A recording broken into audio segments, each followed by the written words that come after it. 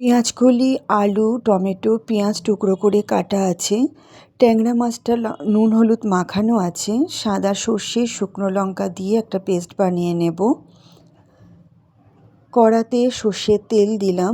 তেলটা গরম হয়ে গেছে। ট্যাংরা মাছগুলো তেলে ভেজে নেব। মাছগুলো ভাজা হয়ে গেছে। মাছগুলো আমি তুলে নিলাম। ওই তেলেই কালো জিরে ফোড়ন দিলাম। টুকরো করা পেঁয়াজকলিগুলো দিয়ে নুন দিয়ে ভালো করে ভেজে নিলাম। ভাজার মধ্যে আলুর টুকরোগুলো দিয়ে একটু ভেজে নিলাম। তার মধ্যে পেঁয়াজের টুকরোগুলো দিয়ে আরেকটু ভেজে নিলাম। এবার আমি টমেটোগুলো দিয়ে আরেকটু ভেজে নিয়ে কিছু সময়ের জন্য ঢেকে রাখলাম। এরপর আমি পেস্ট করা মশলাটা দিলাম, দিয়ে একটু কষিয়ে নিয়ে নুন হলুদ গুঁড়ো লঙ্কা দিলাম, একটু জল দিলাম, দিয়ে ঢেকে রাখলাম। আমার পেঁয়াজকলি দিয়ে ট্যাংরা মাছের চচ্চড়ি তৈরি হয়ে গেছে।